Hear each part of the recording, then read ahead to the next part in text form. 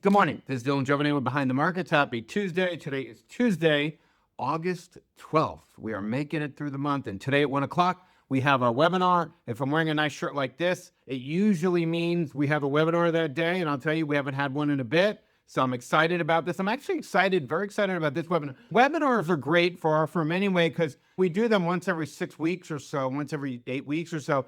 And everybody's a little bit more zippy, a little bit more ants in their pants, a little bit more on the ball on days that we have a webinar, and that's kind of become fun for us. You get to see everybody, everyone's a little more excited. We're doing a show, a Broadway show. You gotta make sure this is right, you gotta make sure that's right. Is it streaming, is the volume right, is the audio right, all this other stuff. And that's a good thing. That's a great thing, actually. It gets everybody snapped to attention. It's a whole lot of fun. So today at 1 o'clock, make sure you sign up. And we're talking about something that really is the future. And one of the things that I love about reading financial statements, and remember something, I spend most of my afternoons reading financial statements, reading 10Ks, annual reports.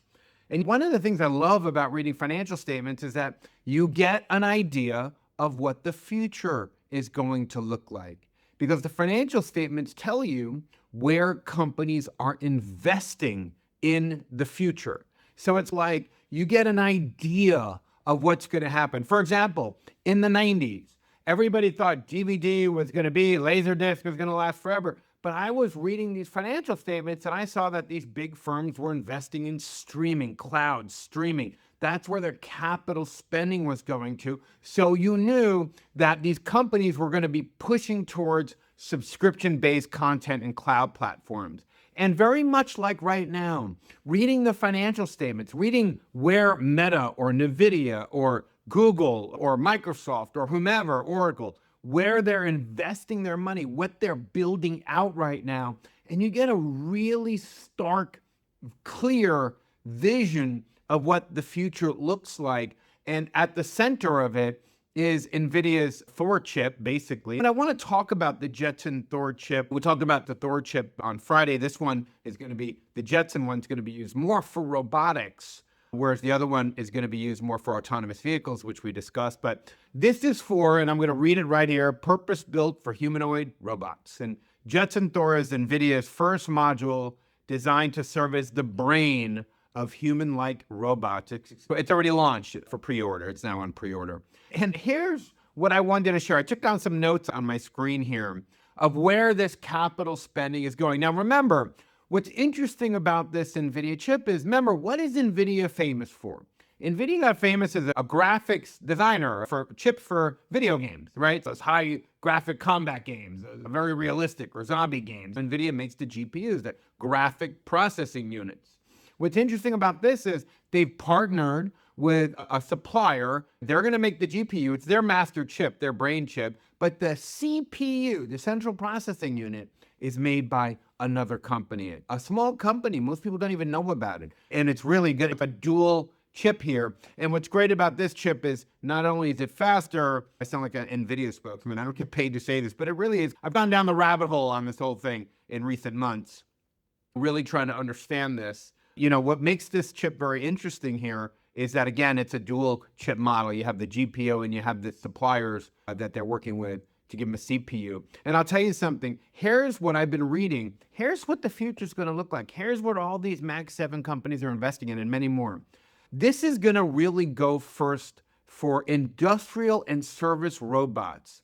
And they're talking about autonomous warehouse robots. Remember, Amazon right now has as many robot workers now as people. Isn't that amazing? Wow. Think about all the jobs that would have been gained without the invention of these robots. What they imagine these warehouse robots doing is picking, packing, and inventory scanning, of course. Delivery bots, both indoor and sidewalk types. But think, most of this is going to be commercial, most of these robots. They're going to be commercial. They're going to be working within factories and industrial centers. If you have a big factory and you need to deliver something to somebody who's on the other side of the campus, it's going to be handed to a little robot, little R2-D2 type thing is going to make it over there. Agriculture, agricultural robots, planting, harvesting, crop monitoring, that's coming. That's coming. That's where all this capital spending is going for. This is telling us what the future is going to look like. Construction robotics. Material transport, site inspection, that's unbelievable. Also, here's a second big base, according to Goldman Sachs. Smart manufacturing automation, machine vision for quality control, detects defects in microseconds, robotic arms with precise manipulation, guided by AI. We all know that's coming. We've talked about that with Rise Robotics. Predictive maintenance systems for factory equipment, of course. Autonomous machines, non-humanoid. We've talked about this ad infinitum. Drones, inspection, delivery, surveying, warfare. Autonomous mining trucks and excavators. Think about that. Mining trucks. Wow. Self-driving industrial forklifts. Wow. That's going to be a thing. The forklift operator is not going to have a job. Surgical robots, edge-based video analytics for surveillance, crowd monitoring, traffic management, license plate recognition, of course, autonomous kiosks and self-checkout systems. Wow. Smart inventory robots in supermarkets. Yeah. Our world, in reading all these financial reports, our world is about to change dramatically. And a lot of it's going to be good, and a lot of it's going to be not so good. But one thing that's not in dispute is that at the center of this change right now is Nvidia and this other company who provides the CPUs for this technology. And we're going to be talking about it today at 1 o'clock, so I hope you join us.